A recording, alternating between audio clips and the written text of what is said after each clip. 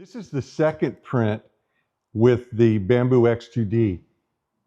This one is for the waste chute. They don't come with that. I'm not sure why, but there are so many different ones to choose from.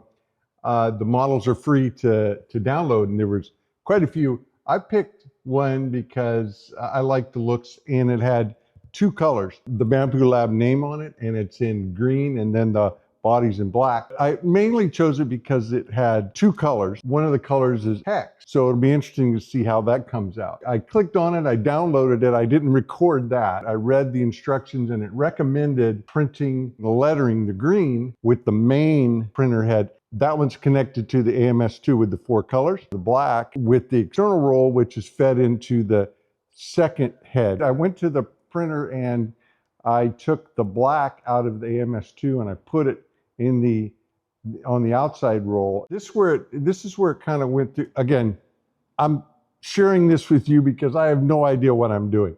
So this will be the first print from an external monitor or external model that I'm bringing in off the web, and I need to send it over there to the printer. Successfully sent will automatically jump. It's going on over there. There's the live camera. We'll go over and take a look at it firsthand. Current status, it's 0%. Yeah, the plate is coming up. Temperature heating, so it looks like it's heating up. I'm glad this thing does all this stuff on its own. I mean, a track saw and a track, a router, a bushing. I can tell you all day long what to do, but this is black magic. I didn't detect any odors when I printed this little guy in the orange. And so far, but we're just getting started with this one. I haven't smelled anything yet. This will be a long one, so actually it won't even finish while I'm here at the shop today. Estimated finish time, 22:19. So if that's time of day, that would be what, 10:19 tonight? For those that do 24-hour time. Having been in the Coast Guard in aviation, as an avionics technician and a navigator on C-130s, and also being a private pilot, you would think that 24-hour clock would be my default, but I have to think about it. 12, 13, oh, that's one, then yeah, so it's kind of like when I use metric. I much prefer it, but I still have to think in inches, feet and inches. It does say 1%, so I'm going to let it go, and hopefully tomorrow it will be. This is the Smart Wood Shop. The Smart Wood Shop is a highly efficient, organized, designed over decades rolling toolbox that I can take to the job and have a no compromised wood shop when I get there. But if you've dropped in because of the 3D printing, that's brand new to us, and it's going to be a lot of fun to learn how to integrate that into the Smart Wood Shop. If you'd like to get detailed plans to build a Smart Wood Shop for yourself, or the Smart Bench, which is, as you notice, mobile. It can be pushed around on the job site or in the wood shop like this. But once I get it to where I want it and I need it stable, it's just a lift, let go, and now it doesn't move. Same thing for the Smart Station. This is the tool bench that has router tables, table saw, sander, other bench tools that'll fit in because it's modular, as well as the miter saw.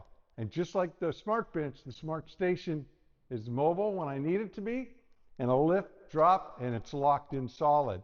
But what's really cool is all of this collapses down into a cube on wheels, those wheels right over there, and rolls right into the aisle of the Smart Wood Shop. So when I get to the job, I have a complete, no compromise wood shop with me to do the job. If you'd like to get yourself a detailed set of plans to build yourself one of these benches, any of the accessories that go with the system, or the Smart Wood Shop itself, there is a link in the description of this video down below, as well as a QR code.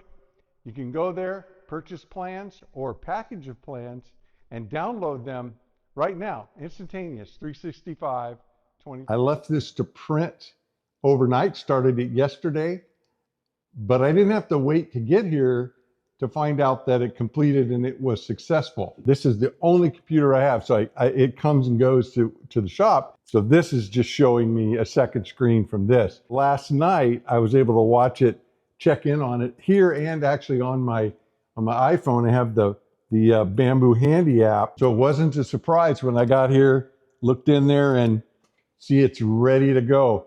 So the chute that I printed, I chose this one mainly because it was 2 colors. I wanted to see how that turned out, and also it had letters, because I was thinking when I do some of my little things for the Smart Woodshop with my orange, that I could maybe do the Smart Woodshop on it, or TSW, and have it like the thing orange and then white letters or something. Although I'm liking this green quite a bit.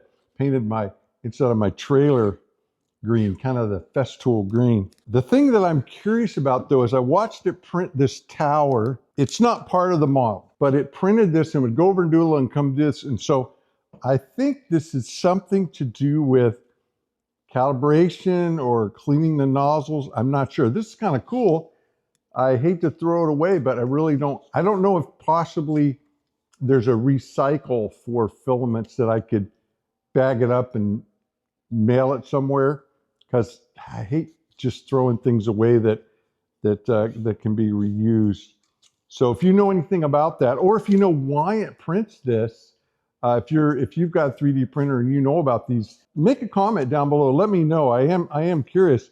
And if you're like me and you're learning this, then make sure you read the comments and ask questions there as well, because I do know that there's quite a few members of the Smart Fam that are pretty advanced in 3D printing. I did figure out on this tray, putting it in, I was kind of, with the magnets, I was thinking, oh, I've got to get it in the right spot. Am I getting it in the wrong spot? Will it calibrate? But there's actually a little slot in the back. It's just it's not closed in on the top, but you can see it. And this angle here fits right in it. So it makes it easy. Just lift it up, because it's magnetic, push it into that, and the magnet sucks it right down. And so it's lined up exactly where it needs to be. Because I have a waste tray, I want to see how it fits, and also how much waste using 2 colors and something this big created. The little boat, let's see if this actually works. Okay, it just sits there. I'm assuming it won't, it's not clipped in real tight or anything. Well, I really like it. I mean, it's a custom chute. It's got the name on it, nice colors, and it's not too big. And with that amount of waste, this should hold plenty. My original setup video, I wanted to stick to the X2D combo. This is what came all in one box. But at the same time, I ordered an AMS HT and a second power supply to go with this, but I left those off intentionally. I wanted to start with what it came with stock and then add those. So in my next video, I will I'll hook up the AMS HT, and then I'll show you the reason that I got this extra power supply. If you're enjoying following along with this noob learning 3D printing, then be sure to give the video a thumbs up, subscribe, ring the bell so you won't miss any videos. Mahalo for hanging out with me at the Smart Woodshop. See you in the next one.